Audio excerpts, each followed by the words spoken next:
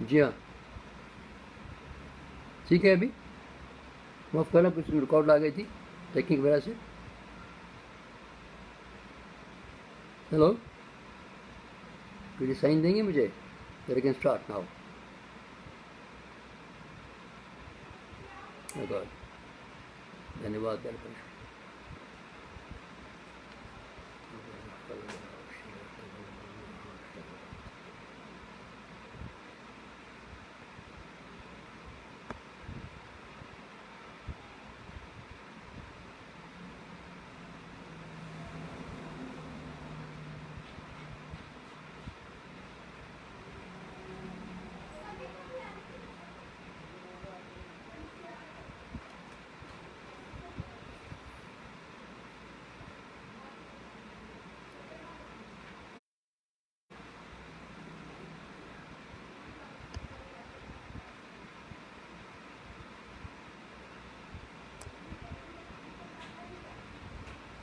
जी हाँ,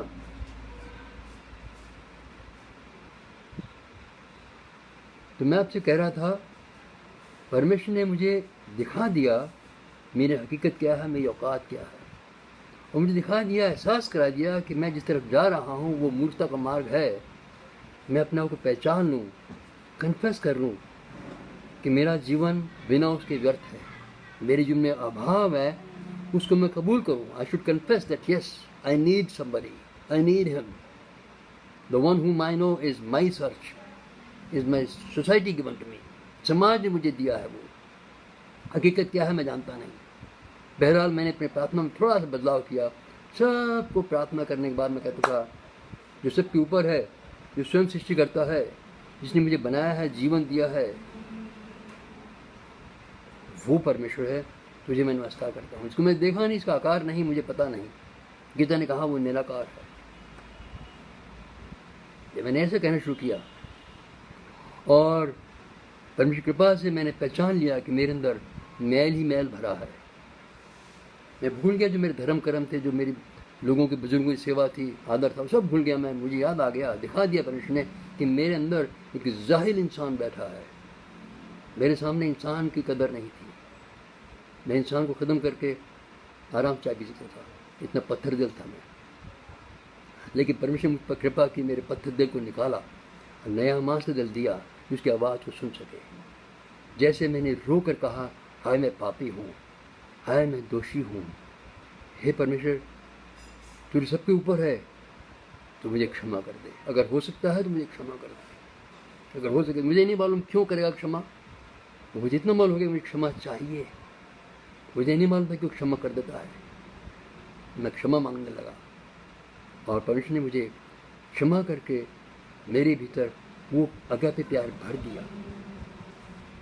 वो प्रेम जब हमारे भीतर रहता है, हम एक सामर्थी व्यक्ति बन जाते हैं, क्योंकि फिर हम अपनी ताकत से नहीं चलते, अपना जीवन स्वयं नहीं बिताते। जिसको हम कहते हैं खुद ही को मार दे, मुझे अपने आप मारना नहीं पड़ता, बल्कि वो मुझे सामर्थ्य देता है कि मैं अपनी खुदी को बंद करके परमेश्वर के हाथों में सौंप दूँ और उसे अपने जीवन में पहला स्थान दे दूँ। गौर कीजिएगा, इसका हक उसने हमको दिया है, क्योंकि हम कठपुतली नहीं है। वो हमारे जीवन में आने की हमसे स्वीकृति चाहता है, क्योंकि उसने मित्र बनाया है, गुलाम नहीं। वो चाहता है कि मैं तेरे दिल के अंदर आ जाऊँ, मैंने वहाँ वास करना है, मैं वहाँ बैठूँगा और मैं तुझे चलाऊँगा, तू स्वयं नहीं चल सकता। जब हम इस हकीकत को, अपनी इस औकात को मान लेते हैं, तब वो प्रेम जो सर्वोच्च प्रेम है, जिसकी परिभाषा स्वयं परमेश्वर ने बनाई है, जिसको हम पा नहीं सकते, हम बता नहीं सकते, बल्कि महसूस कर सकते हैं, अनुभव कर सकते हैं, हमारे जीवन में आता है। और फिर हमारे जीवन में जो वो प्रेम उड़ेलता है, हमारे जीवन से होकर के वो प्रेम बहता है दूसरों तक। जो प्रेम के लायक नहीं है, जो हमारे शत्रु हैं, हमें गाली देते हैं, उनसे हम गले मिल के प्रेम कर सकते हैं। मुझे अनुभव दिया परमेश्वर ने इस बात का, और मैं ये कहूँगा किसी के शब्दों में कि ये प्रेम जब हमारे भीतर आता है, हमारे जीवन में दाखिल हो जाता है, when this enters our life, then there is something within us which contains the real love that you can ever ask for। इसके बाद हमें किसी प्रेम की आवश्यकता नहीं पड़ती है। इसके बाद सभी प्रकार का प्रेम हमारे लिए अधूरा है, फीका है। You don't need a partner, you don't need a human help, you don't need a family, you don't need anybody anything.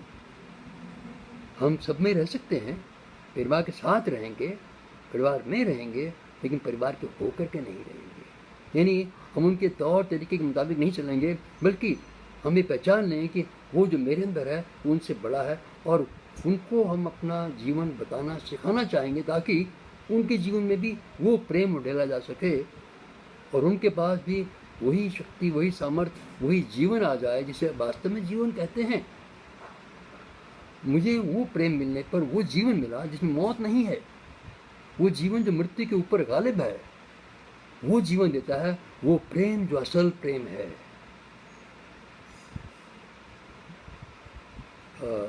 Aryan जी का ख्याल में देख रहा हूँ, कह रहे हैं why all the army world the God not having weapons and mass restriction. Yes, कोई भी उस प्रेम के खिलाफ खड़ा नहीं हो सकता है, कोई भी उस प्रेम के ऊपर गालिब नहीं हो सकता है। दुनिया की फौज, दुनिया के सब हथियार कुछ भी कर लें, इस प्रेम को तबाह नहीं कर सकते, इसके ऊपर फतह नहीं पा सकते, इसके ऊपर गालिब नहीं हो सकते हैं। ये प्रेम क्योंकि स्वयं परमेश्वर है। When he comes in our life, he says, I am greater than anybody in the world, anything else in the world, any power in the world. दुनिया की शक्तियाँ, अंधकार की शक्तियाँ हमारे अधीन हैं। फिर हमें वो समझ मिल जाती है कि जो कोई इंसान किसी शक्ति का तड़पाया हुआ हो, तरसाया हुआ हो, हम अधिकार से कहते हैं उसको निकल जाओ से जाना पड़ता है। क्यों? वो जो मेरे भीतर है, जिसका स्थान वास्तव में है। क्यों? कि मैं परमेश्वर का मंदिर हूँ। हर मनुष्य परमेश्वर का मंदिर है, लेकिन परमेश्वर में वास नहीं कर रहा है। इसीलिए इंसान को इंसान से डर है। सड़क पर चलते हुए इंसान से डरता है, एक जानवर से डरता नहीं है। एक ही मोहल्ले के 4 कुत्ते जानते हैं कि एक दूसरे को, लेकिन एक मोहल्ले में 4 व्यक्ति रहते हुए आपस में एक दूसरे से खौफ खाते हैं, डरते हैं, घृणा करते हैं। इंसान क्योंकि सब जानवरों से सबसे ऊपर है, क्योंकि इंसान में वो चीज़ जो होनी चाहिए उसका भाव है। जानवर में वो चीज़ है ही नहीं, जानवर में आत्मा नहीं है, वो एक अलग विषय है, बाद में बात करेंगे। लेकिन मनुष्य में परमेश्वर ने उसे अपने रहने के लिए बनाया है, अपनी संगति के लिए बनाया है। इसलिए वो प्रेम मनुष्य की सबसे पहली ज़रूरत है। When that prem is there, when that love is there, we are empowered. हम सामर्थ्य हो जाते हैं। थोड़ा सोचिए, एक वो समय आता है, एक वो स्थिति आ जाती है, you don't ever feel lonely again. अभी मैं हूँ, कहीं पर भी हूँ, किसी भी हाल में हूँ, सभी जगह मुझे आनंद है। मेरे लिए कोई मौसम ख़राब नहीं है, कोई जगह ख़राब नहीं है। मुझे कुछ लोग कहते हैं आप कांगड़ा में रहते हैं, बहुत अच्छी जगह है। मैं कहता हूँ जी, सारी पृथ्वी मेरे पिता की है, मेरा उससे रिश्ता है, वो डैडी है मेरा, और सारी पृथ्वी उसने बनाई है। उसने कोई भी जगह बेकार नहीं बनाई है। हाँ, इंसान ने उसे बिगाड़ दिया है, इंसान उसे गलत इस्तेमाल कर रहा है, और इंसान को परमेश्वर ने ये अच्छा पे अधिकार दिया है कि सही इस्तेमाल करे या बुरा करे। इसलिए आज परमेश्वर हमसे जो बात कर रहा है, मेरी विनती है परमेश्वर से, हर सुनने वाले के जीवन में आज वो जो अभाव है उसको महसूस कर लें कि हमारी असल ज़रूरत क्या है। सेल्फ रियलाइज़ कर लें कि हमारे जीवन में एक खोखली जगह है, एक रिक्त स्थान है, is a vacuum within our self. I pray that everyone may able to realise that need of the real love, that love which is above all, that love that only God can give. Yes, अनहद प्रेम। जी हाँ, मुझे एक बचपन की कविता दोहा याद आता है, जब आवे संतोष धन सब धन धूरी समान। जब वो परमेश्वर की दी हुई कंटेंट में आ जाती है तो दुनिया की दौलत, शोहरत, धन सब मिट्टी समान है। वो परमेश्वर का दिया हुआ वरदान है हर इंसान के लिए और मुफ्त है, उसके लिए हम कुछ कर नहीं सकते हैं, इसलिए परमेश्वर स्वयं हमारे लिए करता है। जी हाँ, बिल्कुल ठीक कह रहे हैं सुनीता जी, हमें किसी धर्म को अपनाना नहीं है। मैं खत्री था, मेरे माता पिता बहल ख़ानदान, मेरा वही है बीबी।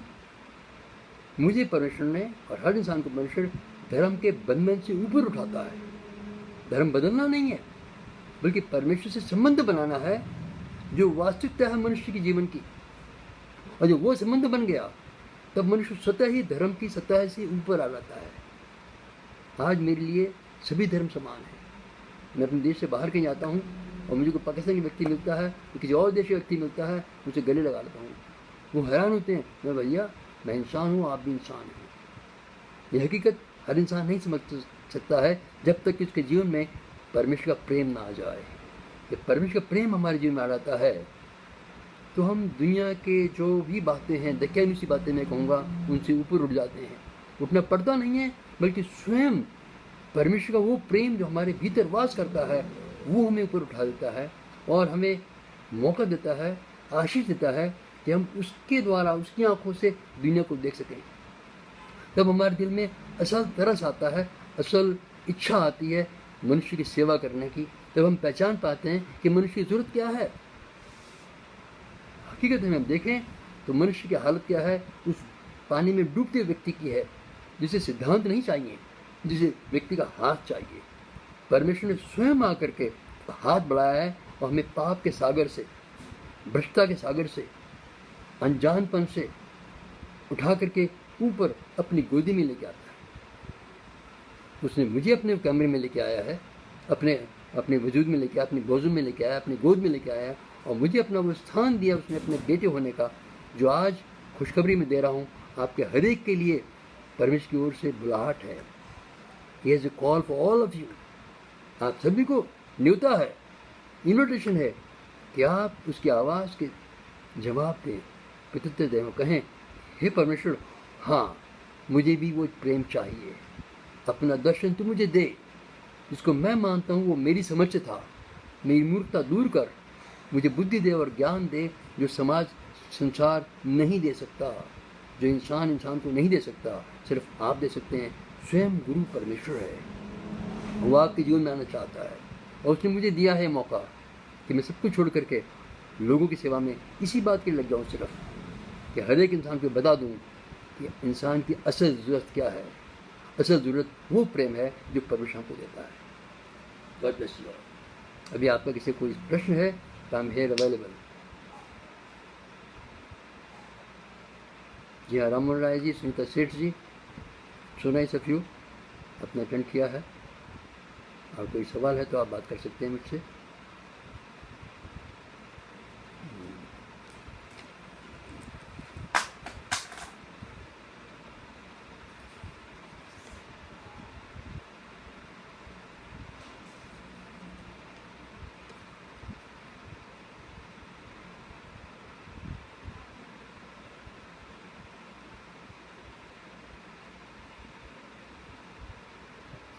सुनीता जी ने सवाल पूछा है, क्या परमेश्वर से प्रार्थना करने के लिए किसी धर्म को अपनाना ज़रूरी है? यदि ऐसा नहीं है तो क्योंकि जब कोई वयस्क व्यक्ति हिंदू बनकर प्रार्थना करता है तो अपना हिंदी नाम रखता है, ईसाई बनकर ईसाई रखता है, श्री कृष्णा रखता है, मुसलमान रखता है, अरबी नाम रखता है, ऐसा क्यों? देखिए, ये मनुष्य के समाज से पाया हुआ है। मैं खत्री हूँ तो क्या हूँ? माता पिता खत्री थे। जब इंसान का संबंध परमेश्वर से बन जाता है, उस खतिर धर्म से, जात से, बिरादरी से ऊपर उठ गया है।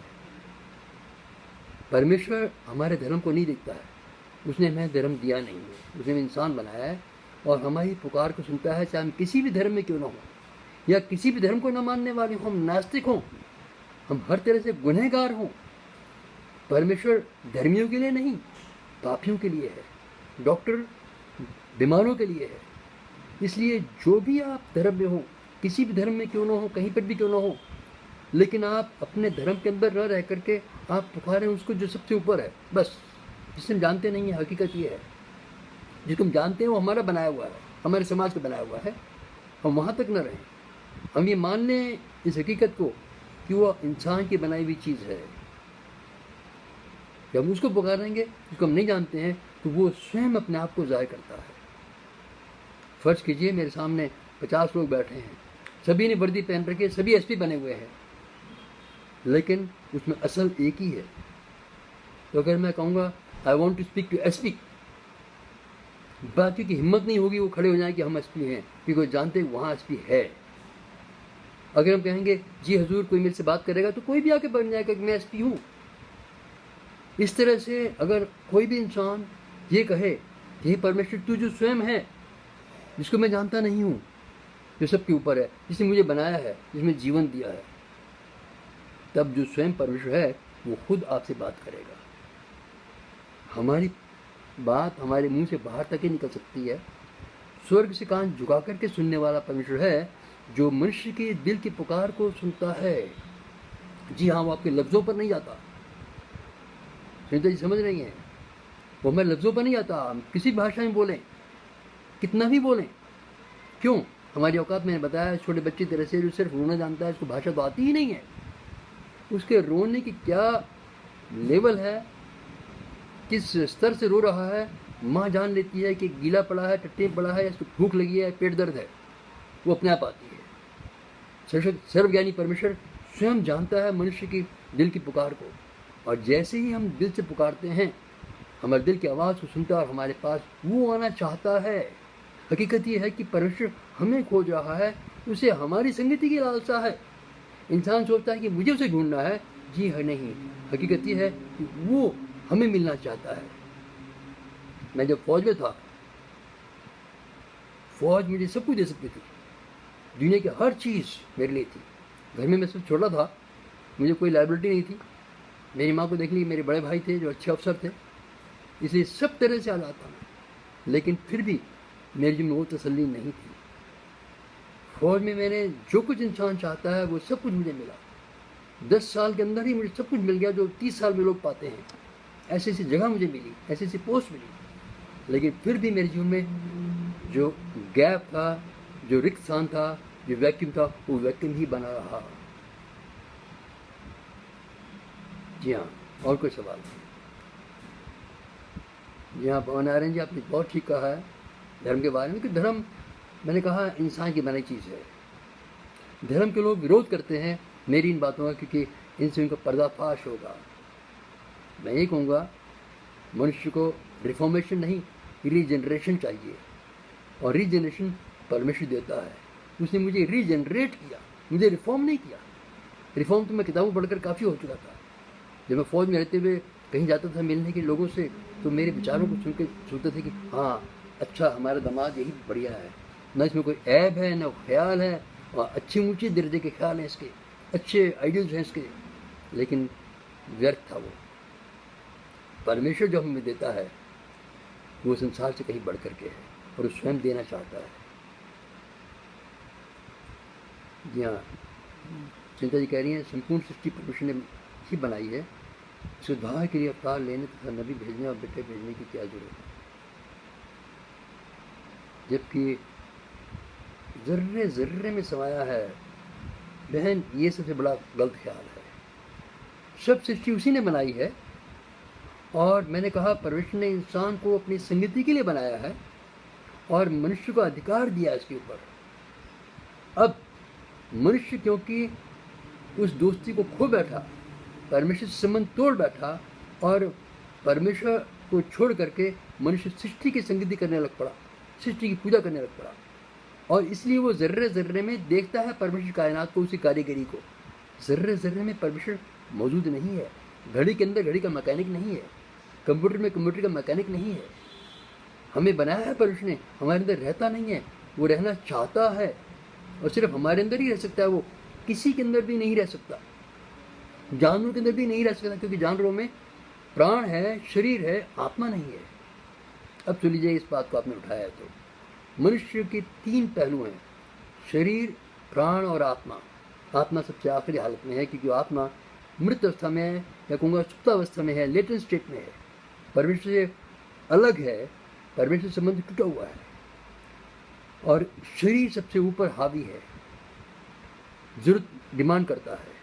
फिर उसके बाद दिमाग डिमांड करता है, जो रैशनल है, जो समझ से चलना मांगता है। लेकिन ये दोनों मनुष्य की जरूरत को पूरा नहीं कर पाते हैं, जो आत्मा की जरूरत है।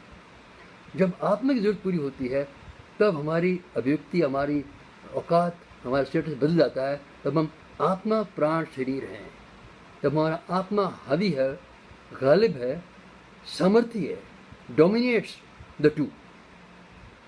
Spirit dominates our soul and our mind, our body.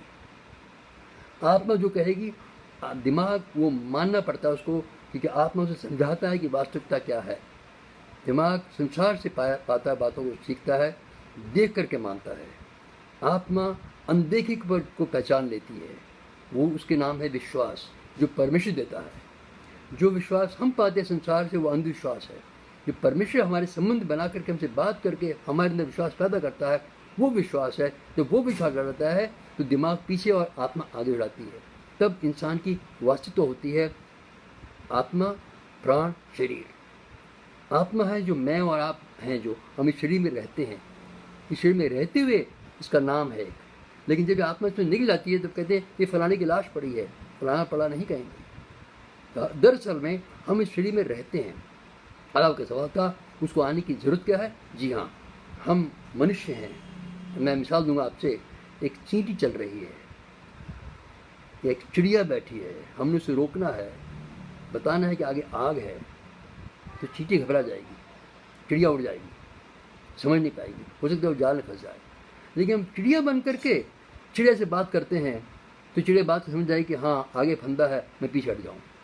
इसलिए मनुष्य से बात करने के लिए अवश्य था परमेश्वर मनुष्य बने, और मनुष्य आकर के बात करता है, समझाता है। मैं जहाँ पर था, 79 की बात है, एक कमरे में था, इन कस्टडी, बस नज़रबंद था मैं, कोई इंसान मुझसे मिल नहीं सकता था। परमेश्वर ने मुझसे वहाँ आकर के बात की। परमेश्वर आत्मा है और आत्मा में उससे मेरे मिलाप किया। उसे कोई शक्ल सूरत नहीं थी, लेकिन उसकी आवाज़ थी, क्योंकि वो व्यक्ति है, वो बात करता है, वो हमारी सुनता है। और ज़ाहिर किया उसने अपनी असलियत को मेरे पर, ताकि मैं उस धोखे में रहूं जो संसार सिखा रहा है, जो धर्म सिखा रहे हैं। इसलिए परमेश्वर अपने आप को हम पर जाहिर करने के लिए वो खुद आता है। मुझ जैसे लाखों करोड़ों लोग हैं जिनसे परमेश्वर खुद बात की है। बहुत से लोग हैं जो नास्तिक थे और मुक्का उठाया, कहा परमेश्वर है कौन? तो अगर कोई है तो आजा बता दे मुझे, वरना मैं गया काम से, मैं ख़त्म कर दूँगा ज़िंदगी को। परमेश्वर ने उसकी दिल की पुकार को सुना कि वो कहाँ से बोल रहा है, घमंड से बोल रहा है या दीन होकर के असहाय होकर बोल रहा है। परमेश्वर असहायों की सहायता करता है। God help the helpless. संसार के मुताबिक है God help those who help themselves. जी नहीं, परमेश्वर उन जो नाउमीद हैं, जो हेल्पलेस हैं, उनकी मदद करता है। और परमेश्वर उनको जाहिर करता है अपने आप को कि मैं परमेश्वर हूँ। और फिर वो लोग जो नास्तिक थे आज की तारीख में, वो असल परमेश्वर को मानने और बताने वाले बन जाते हैं, क्योंकि उन्होंने वास्तव में एक अनुभव किया होता है। इसलिए परमेश्वर को जरूरी है वो मनुष्य को आकर के समझाए, बताए। जी हाँ, बहुत बढ़िया आपने सवाल पूछा, ऊँच नीच अमीर गरीब को क्यों नहीं बढ़ता। कौन सा? एक छोटी सी बात मैं कहूँगा, हमने लाइट जला रखी इस समय, क्यों ज़रूरत पड़ती? क्योंकि अंधेरा है। बाहर बैठ जाओ जहाँ सूरज है तो वह लाइट नहीं चाहिए वहाँ पर। अगर जीवन में हर तरफ सुख ही सुख है तो हम सुख को भी नहीं पहचानेंगे। सुख क्या होता है? दुख है तो हम पहचानेंगे सुख है, रात है तो पहचानेंगे दिन है, अंधेरा है तो पहचानेंगे रोशनी है। हमें परमेश्वर दिखाता है और बनाता है इनके ऊपर गालिब होने के लिए। और वो कब होता है? जब हम वो नया जीवन शुरू कर लेते हैं, जब हमें वो नया जीवन दे देता है। और मैं कहूँगा कि वो एक नई शुरुआत देता है, अपनी संतान होने का अधिकार देता है। आज मैं सड़क पर चलते हुए, बाद में घूमते हुए साफ कहता हूँ, ये ज़मीन, ये हिमाचल मेरे डैडी का है, उसने सरकार को दिया कि जो बनाए ताकि मेरे लोग चले फिरें। सो हमारा एक रिश्ता हो जाता है जब हम दुनिया में रहते हैं, लेकिन दुनिया से ऊपर होकर रहते हैं। We are in a higher realm, एक ऊंची दुनिया में रहते हैं। जी हाँ, और कोई सवाल? हाँ राममोहन राय साहब,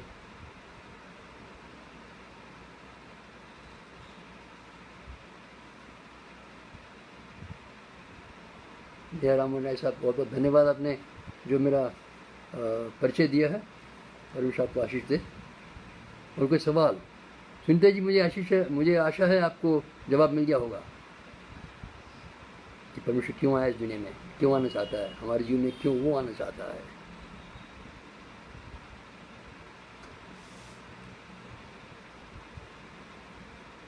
और कोई प्रश्न हो तो कहिए, मैं आपकी सेवा में हूँ, वरना बाद में भी मुझे मिल सकते हैं। मेरा सिंपल पता है, पोस्ट बॉक्स 1 कांगड़ा हिमाचल, या पोस्ट बॉक्स 1 धर्मशाला हिमाचल। दोनों बॉक्स मेरे सिंपल पोस्ट बॉक्स 1 कोई गलती नहीं होगी इसमें। So any time you can write to me और वेलकम एनी टाइम एनी। यहाँ से आपको मेरा व्हाट्सअप वगैरह भी मिल जाएगा। I am on WhatsApp also, Skype also, anyway you can contact me, I am available 24/7।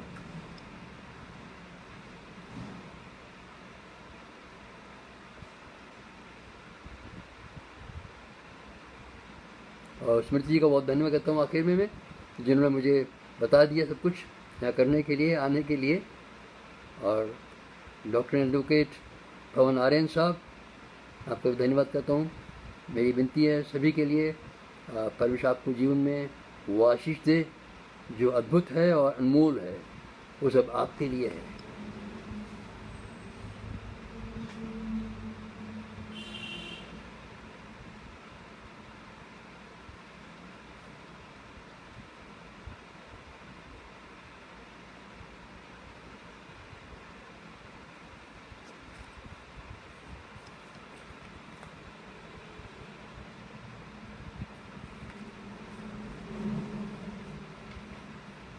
Yes, पवन कुमार साहब बहुत बहुत धन्यवाद, बहुत बहुत शुक्रिया मैं कहता हूँ फिर एक बार। स्मृति जी का भी बहुत बहुत शुक्रिया, और श्री राममोहन राय साहब का भी बहुत बहुत धन्यवाद, जिन्होंने सब मेहनत करके ब्रीफ बनाया।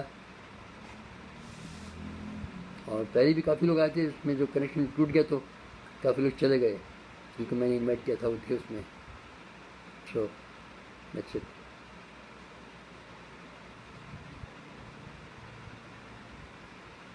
Let me know if you can leave, और I'm still available।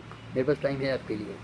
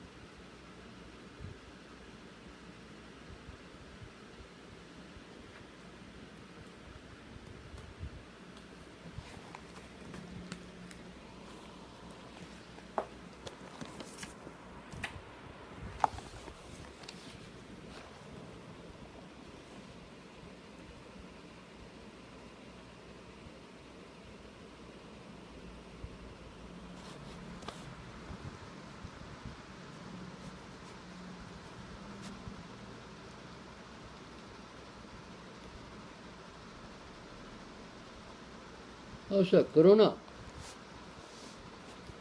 माफ़ करना, मेरे ख्याल आप सहमत हो ना हो, दरअसल कोरोना कुछ भी नहीं है। इससे बड़ी बड़ी बीमारियाँ आई हैं, फ्लू, इन्फ्लुएंजा, मलेरिया। ये इसके पीछे बहुत बड़ी गेम है, बहुत ज़बरदस्त पॉलिटिक्स है, हाई लेवल। और वो पीछे है वन वर्ल्ड ऑर्डर जो आ रहा है, एक वन वर्ल्ड रूलर बनेगा, जो Bill Gates, world health organisation, सभी शामिल हैं। और उनका मुद्दा ये है कि इंसान की मिकदार को, पॉपुलेशन को कम किया जाए। जो वैक्सीन बनी है, धोखे में ना रहें, वो वैक्सीन ख़त्म करने के लिए है। इंसान बीमार पड़ गया, इंजेक्शन लगा दीजिए, वो धीरे धीरे उसको ख़त्म कर देता है। जो ठीक हो गए वो आराम से आयुर्वेदिक इलाज के द्वारा या परहेज के द्वारा इम्यूनिटी बढ़ा करके ठीक हो गए। एक डॉक्टर की स्टेटमेंट आई है साफ, उसने चैलेंज दिया है। वो कहता है मैं टेस्ट करता हूँ एक पेशेंट का, पॉजिटिव आता है एक तरफ से, दोबारा दूसरे में टेस्ट किया, नेगेटिव आता है एक तरफ से। उसने कहा ये सिर्फ इससे नॉर्मल फ्लू, दैट्स ऑल। अभी तक वो ये नहीं जान पाया कि बैक्टीरिया है या वायरस है। सो ये कोरोना जो है, अगर हम आत्मिक रूप से देखें तो मैं कहूँगा कि बहुत बड़ी आशीष है आज इंसान के लिए, कि इंसान के पास वक्त नहीं था परमेश्वर के बारे में बात करने का, सुनने का। ये समय मिल गया है इंसान को कि पहचान ले अपने औकात को। बड़े बड़े ताकत वाले सरमायादार लोगों को बैठना पड़ गया है, सारी जो उनकी औकात है सामने आ गई है कि मिट्टी बराबर इंसान। बड़े से बड़े राष्ट्र जो है झुक गए इस छोटी सी चीज़ के आगे, जो दिखती भी नहीं है, इतना माइक्रो चीज़ है। थोड़ा सोचिएगा वो परमेश्वर कितना महान है, जिसकी छोटी सी चीज़ के सामने इंसान नहीं खड़ा रह सका, और इंसान चैलेंज देता है परमेश्वर को कि हम इंसान बना देंगे। अब कहाँ है सारी औकात? तो इसलिए अगर आप परमेश्वर से संबंध बना लेंगे जैसे मैं हूँ आपके सामने, मुझे से हज़ारों लाखों हैं, तो आपको कोई खतरा नहीं है कर्म से, क्योंकि मेरे पास परमेश्वर की आशीष है। ये वो लिखा है कि वो चिन्ह है मेरा कि मैं परमेश्वर बेटा हूँ, कि मैं बीमार पे हाथ रखूँगा और वो ठीक होगा। कोरोना पॉजिटिव अगर मेरे सामने आ जाए तो मैं उसका संदेश दूंगा परमेश्वर का, और उसने हजम कर लिया तो मेरे हाथ रखने से कोरोना भाग जाएगा उसका। कैंसर, टीबी, दुष्टात्माएँ, जो भी चीज़ें हैं, हमारे सिर्फ फ़ोन पर ही बात करता हूँ मैं। सवाल सिर्फ इतना होता है, मैं पूछता हूँ भाई क्या तुम वचन जो मैं बोल रहा हूँ उसको सुनते हो, मानते हो, विश्वास करते हो? अब वो कहता हाँ, तो ये लो, गया काम से। जो तेरी बीमारी है, जो परेशानी है, गई। घर में क्लेश है तो गया काम से। हमारे हर एक के जीवन में यदि परमेश्वर का जो वास स्थान है वो भर जाए तो हर एक के जीवन में, जिसको दुनिया कहते हैं ज़मीनस्थ, एक अरबी का है, अगर स्वर्ग कहीं है तो यहीं पर है। दरअसल वो स्वर्ग है नहीं, लेकिन स्वर्ग की शुरुआत यहाँ पर हो जाती है, हम अनुभव कर लेते हैं, क्योंकि हम अपने जीवन में परमेश्वर की उपस्थिति को महसूस कर लेते हैं, अनुभव कर लेते हैं। वो सिर्फ ख्याल में आना नहीं है, वो एक प्रैक्टिकल अनुभव है परमेश्वर की मौजूदगी का। और जब वो अनुभव हो जाता है तो कोरोना तो हमारे पाँव के नीचे की मिट्टी है। कोरोना में कोई चीज़ नहीं है, मेरे लिए एक चुनौती नहीं है। मैं तो मौका देखता हूँ, अगर कहीं मुझे मौका दें कहीं पर भी हॉस्पिटल जा करके, तो सिर्फ मैंने उपदेश देना है, और जो भी बीमार अगर आगे आएगा तो उसका हाथ रखना और वो साफ है। और कोई बैठा हो कहीं सुन रहा है और वो फ़ोन करे कि मैं कोरोना का मरीज़ हूँ, मैं विश्वास करता हूँ वचन पर, तो मैं यहीं से प्रार्थना करूँगा और कोरोना जाके चेक कर ले, फिर वो नेगेटिव होगा, क्योंकि उसने विश्वास किया है। परमेश्वर का वचन पर विश्वास का मतलब है परमेश्वर को जीवन में स्थान देना। और जहाँ परमेश्वर है वहाँ मृत्यु का नाम नहीं है। परमेश्वर ज्योति है और वो मौत के ऊपर गालिब है। परमेश्वर जीवन है, उससे संबंध हो जाने पर असल जीवन है। मैंने बताया आपको, वो जीवन आ जाने से फिर हम मौत के ऊपर आ जाते हैं। मौत हम पर राज्य नहीं करती। फिर हमारे लिए जीना परमेश्वर निमित्त है, और शरीर को छोड़ना, मरना नहीं कहूँगा मैं, हमारे लिए मरना नहीं होता। जिसने नया जीवन पा लिया उसके लिए यहाँ से जाना सीधा परमेश्वर की हजूरी में बैठना है। आराम का जीवन है, आनंद का जीवन है, एक लाभ की बात है, एक आनंद की बात है। तो कोरोना एक बहुत छोटी चीज़ है, एक छोटा सा चैलेंज है। और रीता समझ आई है,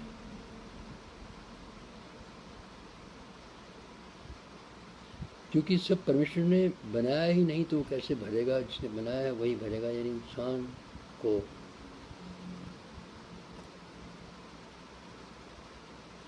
जी नहीं, आपका नाम है रीता जी।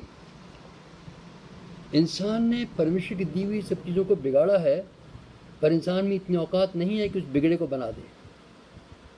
इंसान चाकू बना करके रखता है सब्जी चीरने के लिए, लेकिन उससे अगर कोई अपने आप को किसी को कत्ल कर देता है तो कत्ल हो जाएगा। इंसान में ताकत नहीं है कि उस चाकू के कत्ल करने की ताकत को ख़त्म कर दे। वो काम सिर्फ परमेश्वर कर सकता है, क्योंकि मत भूलें कि सब कुछ बनाने वाला परमेश्वर स्वयं है। मैं इसको ऐसी मिसाल देता हूँ, एक भाई साहब अच्छे अपनी गाड़ी के जानने वाले थे, लेकिन गाड़ी एक जंगल के इलाके में जाकर के कहीं मेन हाईवे पर रुक गई। बहुत परेशान थे, बोनट खोल के देख लिया, सब कुछ कर लिया, नहीं मर्द समझ आ रहा था कहाँ पर गड़बड़ है। इतने में एक बुजुर्ग चलता हुआ आया। उसने, बेटा क्या बात है? उसने कहा, अरे बुजुर्ग साहब अपना रास्ता देखिएगा, ये आपकी बस की नहीं है। उसने, बेटा एक मिनट मौका तो दो। ये ठीक है बुढ़े, तू भी कर ले। और उन्होंने एक हाथ लगाया एक पुर्जे पर। उसने, बेटा बेटे स्टार्ट करो। गाड़ी स्टार्ट हो गई। कहते, माफ़ करना बुजुर्ग, अपनी पहचान बताएंगे, आपका शुभ नाम? उन्होंने इशारा किया गाड़ी के बोनट के बाहर। ये क्या लिखा है? कि Ford. I am mister Ford, I am Graham Ford, I have design this vehicle. You didn't design it. You learned on it. I am the designer. Just leave it to me and I'll do it. हमारे शरीर को जो बनाने वाला है उसके पास हम सौंप दे, वो सारी गड़बड़ को ठीक करेगा। इंसान की औकात में नहीं है कि जो उसने भ्रष्ट कर दिया, जो बिगाड़ कर दिया, उसको वो साफ कर सके। जी नहीं, ये हमारा धोखा है। इंसान लगा इस कोशिश में। जी हाँ, मैं मानता हूँ, स्वाध्याय, बाबा, धर्म, सब इसी कोशिश में लगे हैं, इसे साफ कर दें। लेकिन हकीकत तो यह है कि इसकी जड़ नहीं पाते हैं कि जड़ कहाँ पर है। सारे भ्रष्टाचार की जड़ है परमेश्वर से अलगाव होना, जिसको परमेश्वर भाषा में कहेंगे पाप। पाप हमारे खून में चला हुआ है, पाप कहीं से सीख के नहीं आता। छोटा बच्चा है 2 साल का, गिलास टूट जाता है वो हंसता है। 3-3.5 साल होने पर उसे पता है कि गिलास टूटना गलत बात है, वो तोड़ करके हाथ पीछे कर लेगा। तूने तोड़ा, कहे नहीं। ये नहीं कहना कहाँ से सीखा? वो अंदर खून में है। जैसे से कंडीशंस फेवरेबल होती हैं वो अंदर का पाप पनपता है, बढ़ता है। जैसे से व्यवस्था आती है उसे पता लगता है अच्छा क्या है बुरा क्या है, वो बुरा एकदम पहचान लेता है। सो इंसान की औकात नहीं है कि बुराई के ऊपर गालिब पाए, इंसान की औकात नहीं है कि बुराई छुटकारा पा ले, क्योंकि इंसान बंधा हुआ है। मैंने बताया आपको, इंसान की हालत पहचान लें कि इंसान उस हालत में है कि पाप के कीचड़ में डूबा हुआ है। हम बाहर खड़े कहेंगे हाथ पांव मारो, ये करो वो करो, अगर वो सब कुछ कर सके तो अंदर डूबा नहीं रहेगा। हमारे सिद्धांत, हमारी शिक्षा, हमारा उपदेश कुछ नहीं कर सकता है। क्योंकि कुछ नहीं कर सकता इंसान, इसलिए वो दयालु है, जो कृपा निधान है, जो करुणामय परमेश्वर है, वो स्वयं आता है मनुष्य के जीवन में और वो उसको उठा करके बाहर करता है। मैं आपके सामने हूँ, मैं मौत के किनारे बैठा था, मरने के लिए खुश था। जितना कुछ पाठ पूजा कर रहा था मैं, उससे मुझे शक्ति मिल रही थी और मरने के लिए मैं तैयार हो रहा था। परमेश्वर ने मुझे आंखें खोल दी कि नहीं, जीवन देने वाला मैं हूँ और मैं चाहता हूँ कि तू जीवन पाए, बहुतायत का जीवन, कसरत का जीवन, असल ज़िंदगी जो मौत के ऊपर गालिब होती है वो हमें देता है, वो हमारा जीवन सुधारता है। मैंने अपने आप के जीवन को नहीं सुधारा, जी नहीं। मैं अपने जीवन में रिफॉर्म कर रहा था ज़रूर, कोई किताब पढ़ने लगा मैंने काफ़ी गलत बातें छोड़ दी, लेकिन अंदर जड़ को नहीं निकाल पाया कि मैं शत्रु से प्रेम कर सकूँ। मैं बुरे को क्षमा कर सकता था लेकिन उसे प्रेम नहीं कर सकता था। रिफॉर्म इतना हो गया था सिर्फ कि कोई बुरा कहे, मैं कहता ठीक है भैया जा तुम्हें रास्ता ना, तुझे खुशी मिल गई तो चल खुश हो जा, बस। वो इंसान के प्रेम करता है। जब परमेश्वर प्रेम मिलता है तो जो हमारा बुरा चाहे उसे भी क्षमा करके हम गले लगा सकते हैं। वो प्रेम परमेश्वर से मिलता है, वो परमेश्वर की दी हुई देन है, वरदान है।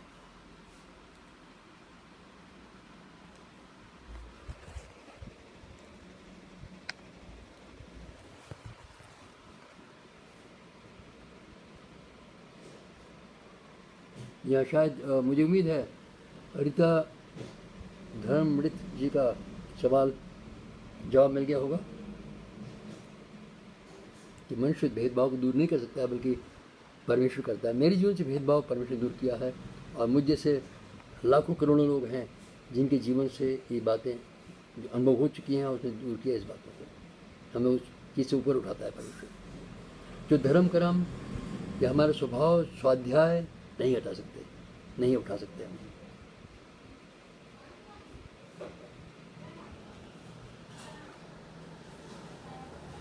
यहाँ और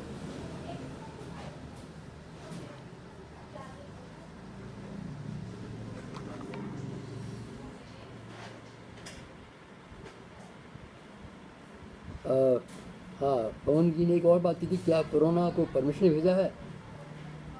जी, परमेश्वर बीमारी भेजता नहीं है, बीमारी आ जाने देता है। बेशक ये gives a green signal, okay, इंसान को सीधा करने के लिए कुछ चल रहा है तो आगे आओ। वो उन चीज़ों को आने देता है जो इंसान को सुधारने के लिए हो, इंसान को औकात दिखा देने के लिए हो कि इंसान क्या है। कोरोना का अंत कैसे होगा एक सवाल, लेकिन मैं नहीं समझ पाऊँगा, समझ पाएंगे कि नहीं। जिनको चाहता है परमेश्वर सीधे हो जाए, बस उनकी देर है। वो लोग सीधे हो जाएं तो कोरोना को भागना पड़ जाएगा, क्योंकि तब ज्योति सही तरह से चमकेगी और ज्योति के होते हुए अंधकार नहीं रह सकता। ज्योति के होते हुए, जीवन के रहते हुए मौत को भागना पड़ेगा। जब तक अंधकार है जीवन में, उन लोगों के जीवन में जिनकी जीवन परमेश्वर का काम होना है, या मैं कहूँगा कि जो मेरी जगह में आ चुके हैं लेकिन फिर भी उन्होंने अंधकार को छोड़ा नहीं है, कुछ चीज़ों को कि हमारे पास इच्छा है अपनी, उसकी इंतजार है। उसके बाद कोरोना नहीं रह सकता।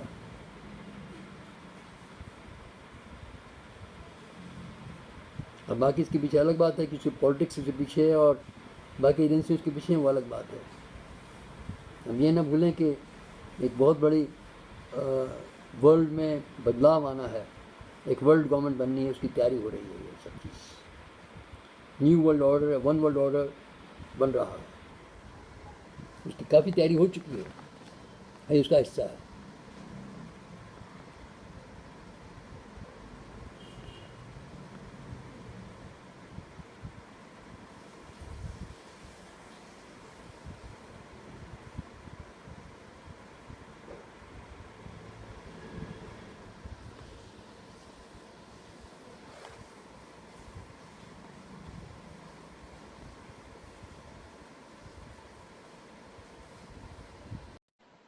नंदा भाई, आपका स्वागत है, आप बहुत बाद में आए हैं।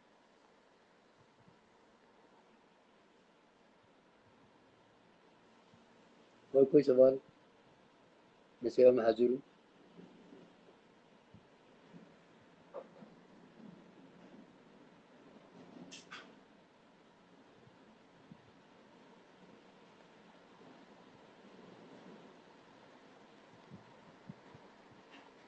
मुझे नहीं मालूम इसका कितना समय बाकी होगा, बट आई एम अवेलेबल।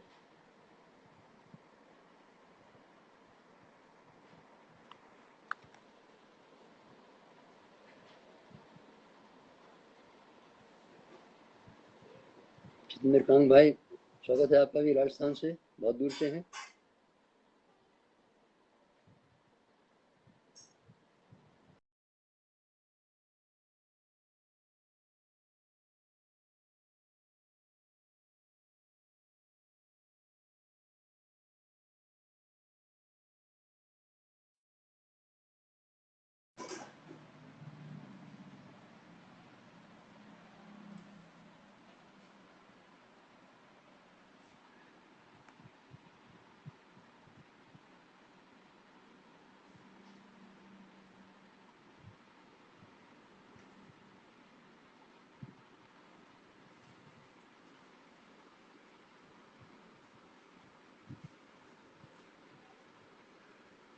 जी हाँ सर, और कोई सवाल किसी का, कुछ भी लिख के भेजिए, कमेंट्स जो भी चाहते हो। आप स्वयं को ज़ाहिर कीजिएगा कि आप हैं, ताकि मालूम हो कि आप किस जगह से हैं, सुन रहे हैं, और हम आपके लिए प्रार्थना करेंगे। कोई ऐसा विषय है आपका जीवन का तो जो सोच रहे हैं अनसुलझा है, उसका भी हमारे पास जवाब होगा। एक लाइन की प्रार्थना होगी बस।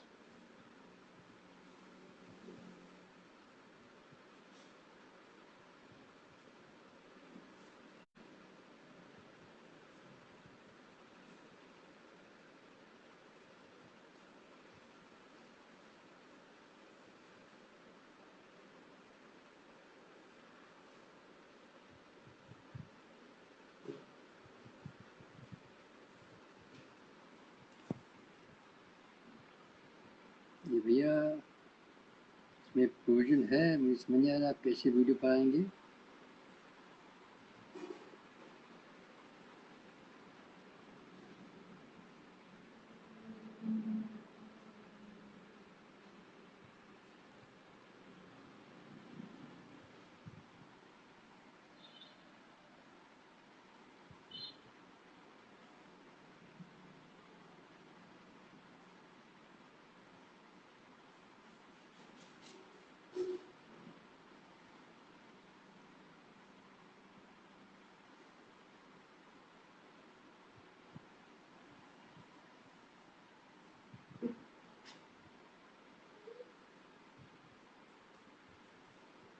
जी हाँ, स्मृति जी और पवन साहब, आप बताइए मेरे लायक सेवा।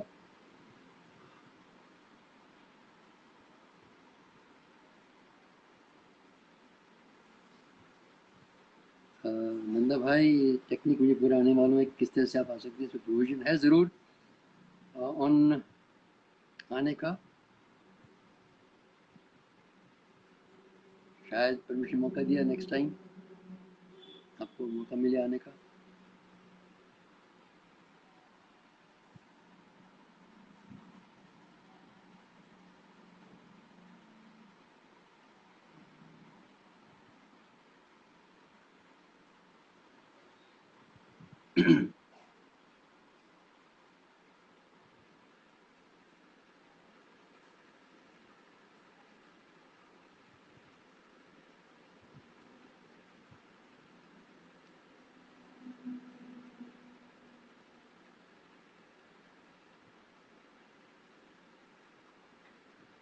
रीता जी के जवाब में मैं एक बात और कह दूं कि मनुष्य में जो गड़बड़ी आ गई है, जो भेदभाव आ गए हैं, उसको दूर करने का जवाब यहीं पर है कि मनुष्य का दिल बदले।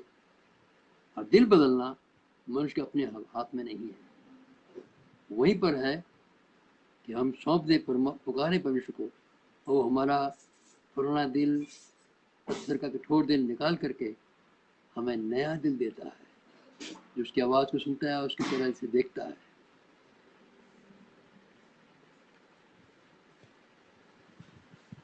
So, thank you, Bhavan sir. So I can say bye-bye to everybody. God bless you.